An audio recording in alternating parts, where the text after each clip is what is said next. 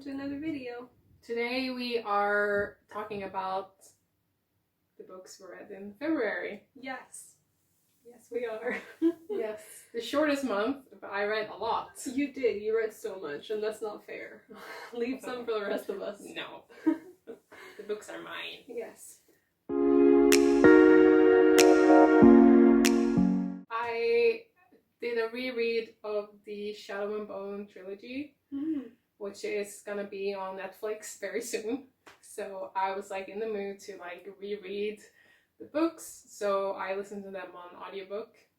I still give it like a 3-star. I don't think it's like amazing. You can tell that it's very like early 2000s kind of YA with like the Chosen One and stuff, but it's entertaining.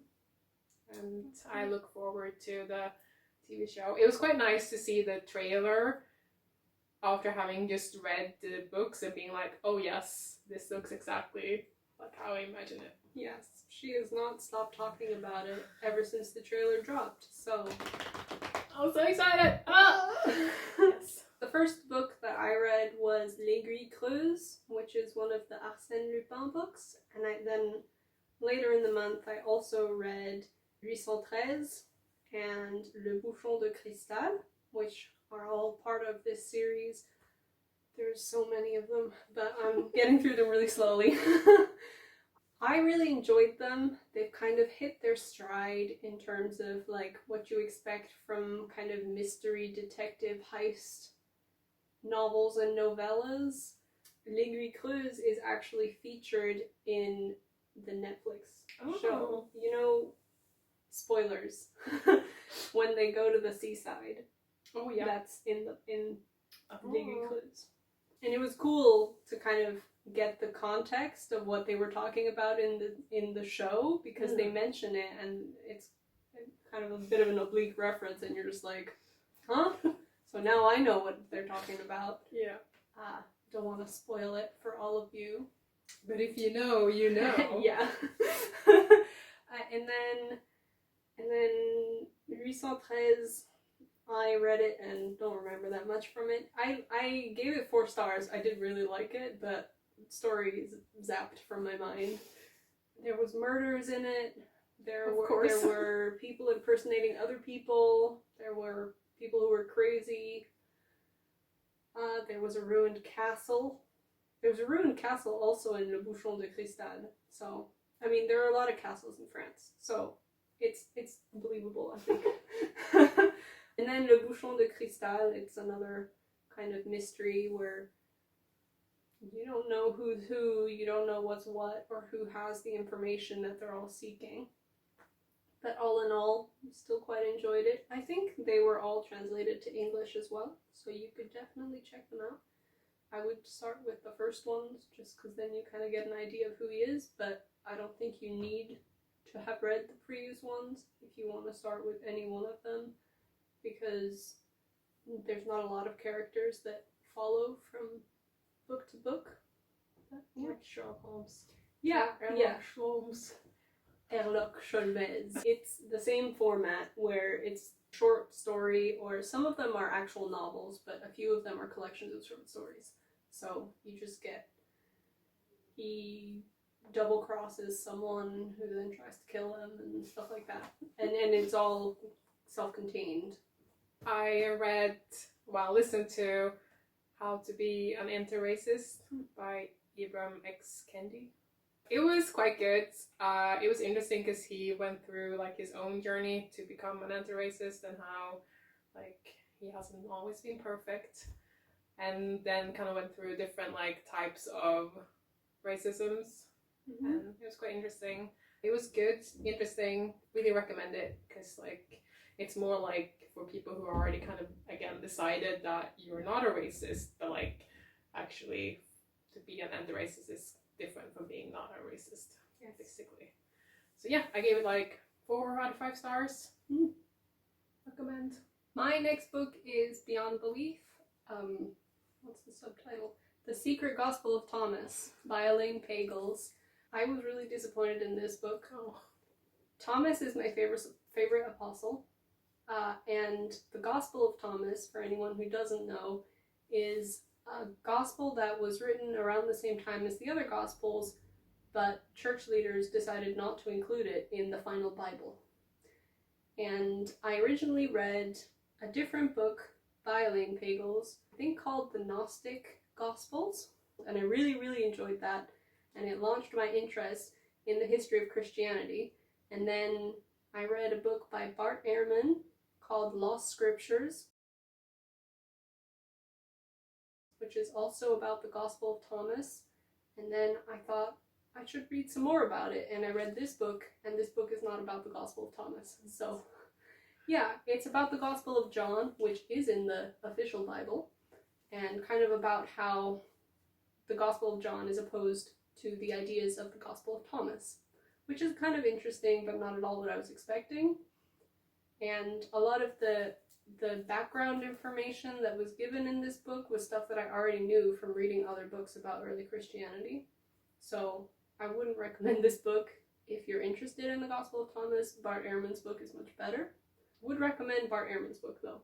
I read it like probably 10 years ago, and I still remember it really fondly, so that's a plus. Yes. It was just kind of sad because the writing style is pretty good, but the title is lying to you.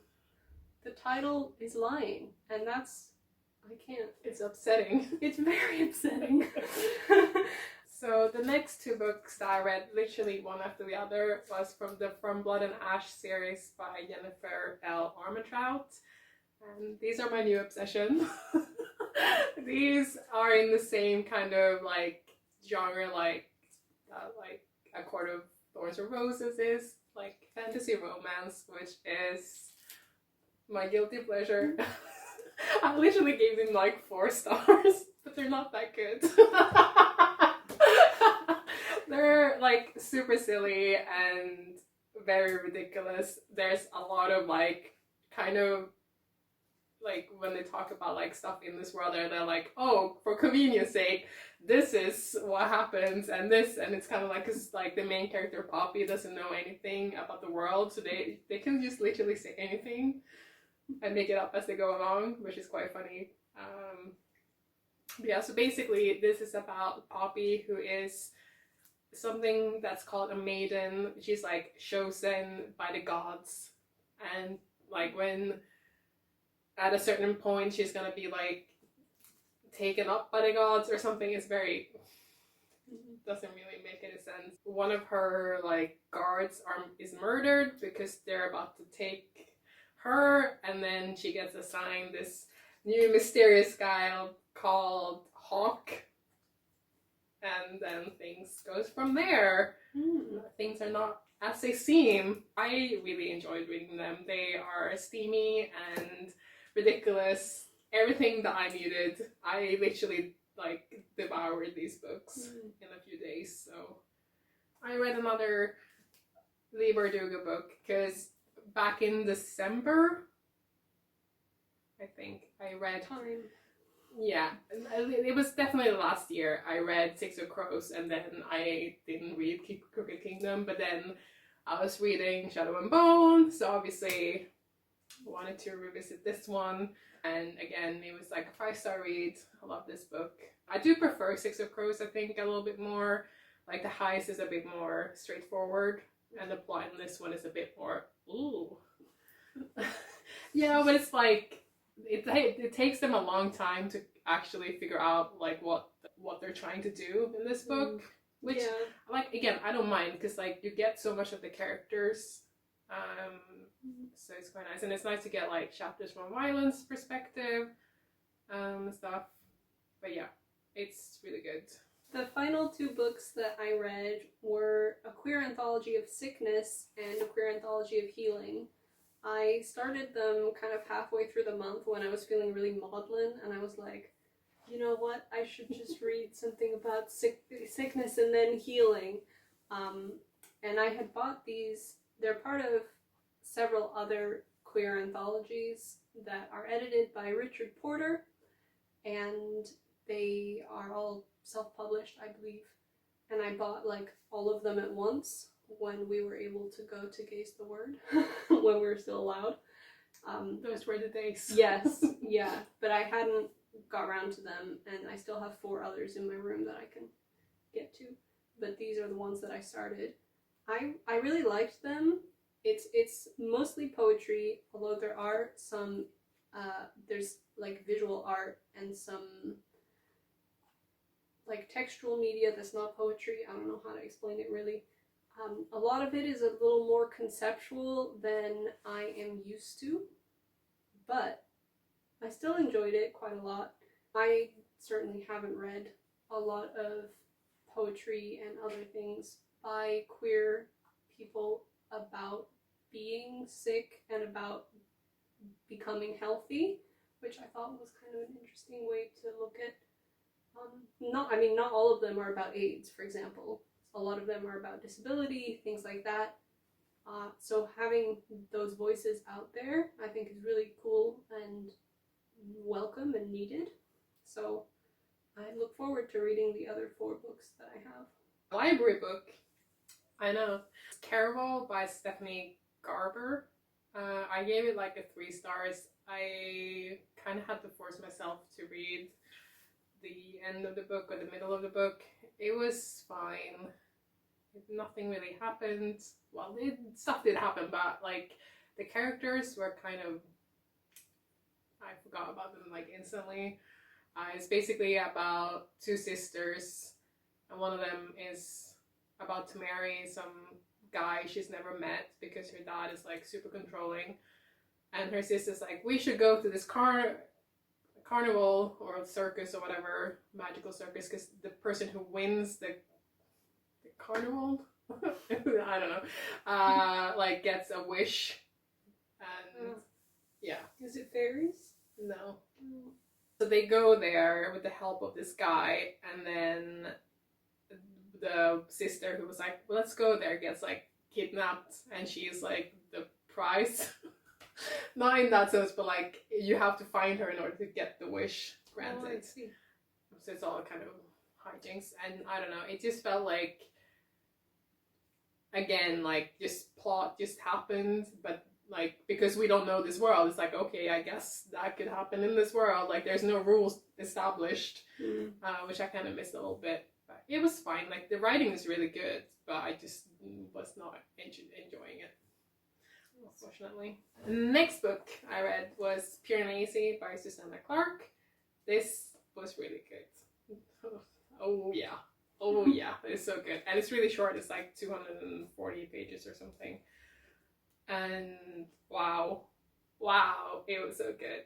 It's like written in diary form, and it follows this character called Piranesi, who lives in this house, which is kind of like its own little world, because it has like thousands upon thousands of halls, and some of them are full of statues, some of them are full of water and birds and stuff. And he takes his like incredible like detailed notes and like really loves being here. And then in this house, there's this other person. That's what it is. I don't want to say too much because I don't want to spoil anything, but it's really good. You like discover the world and like what's going on with Piranesi, which was really nice. He was just like such a lovely character. But yeah, it's probably one of my favorite books of the year already. It took a little bit to get into it because like the way that he writes the diary form was a bit like, okay, I just have to get the hang of it. The next book I listened to was Shaggy, Bane by Douglas Stewart, which I started in January. It just took me a while to like finish it. I basically read it for a book club that we have at work, and this was like the first selection, and it's basically about this family in Scotland who is very poor, and Shaggy is like the youngest of the children, and he is not like other children. He kind of discovers who he is and his sexuality, and then his mom is like an alcoholic and struggles with that, and it basically follows their lives from when Shaggy is basically born until he's like 15.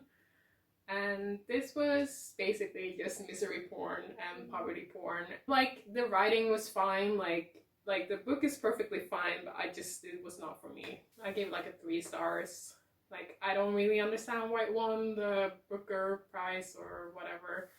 Because, I mean, I understand it because it's obviously not written for people who are in working class families. This is written for people who are like upper to middle class. And I'm like, ooh, that's so sad. Basically, a lot of the questions that the one question I kept asking myself reading it was just like, what is this for? Like, what's the purpose of this book? The only kind of like redeeming quality of the book was like it had a lot of like humor and it was very heartfelt, because I think parts of this is based on the author's real life. Obviously, Shaggy loves his mom and the mom loves Shaggy, so that was sweet, but it was not for me. I considered joining the work reading group, but for this book I just didn't think I could deal with like just misery throughout the whole book, and just so I ended up not reading it. A Court of Silver Flames by Sarah J. Maas. I gave this book 3 stars.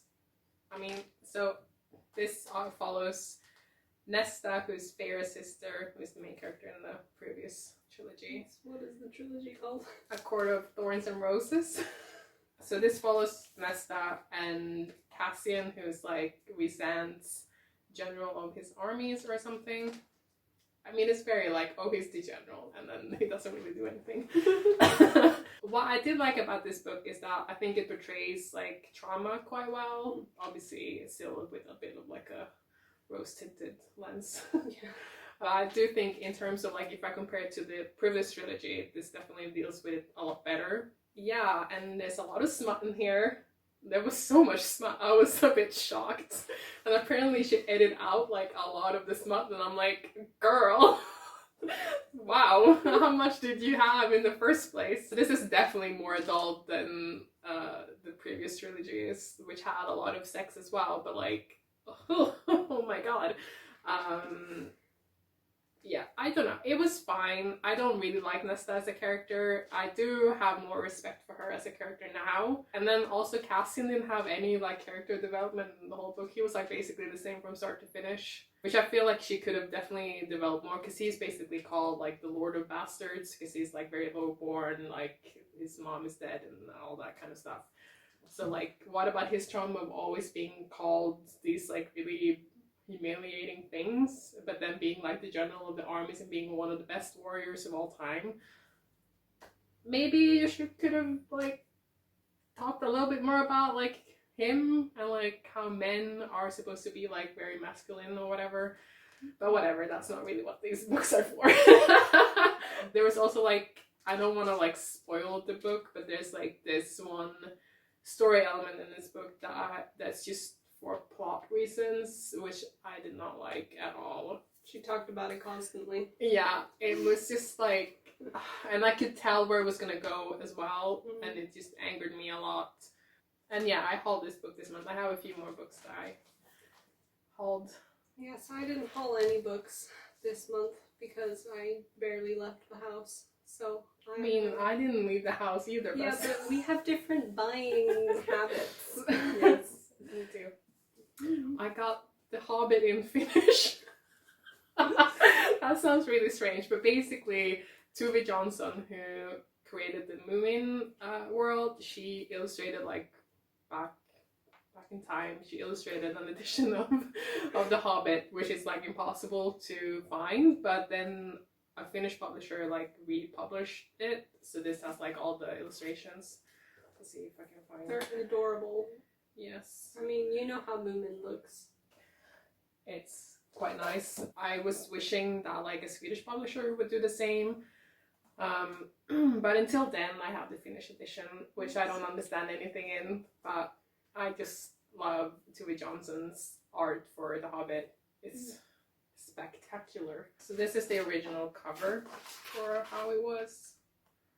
Beautiful. Finnish is very difficult.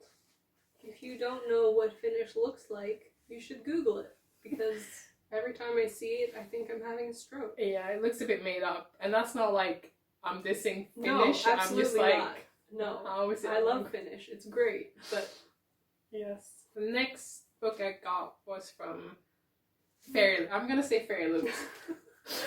which is Lore by Alexander Bracken. I don't really know what this is about, like Greek gods, I assume. I think it's set in like modern day New York, and it's kind of like a Hunger Games with like Greek gods. Mm-hmm. So you mean like Rick Riordan's? Yeah. So this has quite a nice, and I like this that it doesn't have the name on the spine. It's quite cool. I mean, I wouldn't like all my books to be that way. No, you'd That never would be able to find anything. confusing. And then there's like some nice art. I'm not sure if I want to read this book. I might read it, and then I can tell you. Yes. So I treated myself to the entirety of the Ravencycle plus Call Down the Hawk by Maggie Seawater. So if you didn't know, I read all these books this year, or last year, during lockdown, and I'm obsessed. Yes. I listened to them on audiobooks, so I really wanted them in like hardcover. These are not any special editions. I just purchased extra dust jackets for them from someone on Depop that was selling them, because I don't really... The original covers are... fine. It's fine. It's very 2000s kind of young adult-y. Figured I might as well get some nice dust jackets as well. Yeah. I've also read these books. I haven't read Call Down the Hawk. You should. It's really good. Yeah, but there's so many books to read. Listen to yeah. them. So I read them a few years before you, I think. And then were we talking about them briefly? And then I kind of said they were good. Yeah, well, you had known about them. Yes, and I have a friend who really likes them as well, and I kept seeing them everywhere, and then I saw that my local library had all of them on audiobook, so I just borrowed them and like devoured them. Yeah, like as I was going on walks, I was like, oh, ravencycle! Literally me. What's your favorite character? It's a split between Adam and Ronan, obviously. Mine is obviously Noah. No contest. But I do like all the other characters as well. I think I like Adam a little bit more. I feel like he has some nice kind of like dualities to him. But I like Ronan and I don't like them together, obviously. Obviously. I also like how the books are like, it kind of starts being like Blues and Gansey's book in a way, but then Maggie Seawater obviously liked Ronan a hell of a lot more and just like kind of took over the rest of the books. And then obviously she wrote like Call Down the Hawk, which is like about the Lynch brothers. But and there's the sequel that is coming out soon. Mr. Impossible. I personally don't like that title. And the cover, but I guess we'll just have to live with it. Yeah. You can buy an extra dust jacket. Yes, I will probably. I'm sure someone will create like a cover that looks more close to this, and then I can just buy that instead. Thank you for watching. Yes. That's all of our February book-related things. Yes. What did you read or purchase this month? I hope you're doing okay. Did you also devour A Court of Silver Flames as soon as it came out? Let us know in the comments below. We want to hear all your thoughts. Yes. And then click like and subscribe. Follow us on all our social medias. Yes, we are Tess and Orlin. Everywhere. That is to say, Instagram, Twitter, and Goodreads. Come interact with us there too. Hej då! Bye!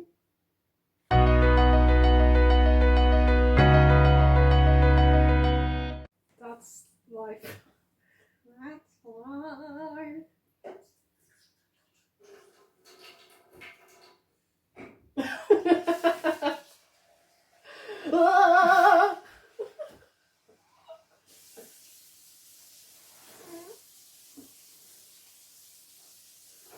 Hehehe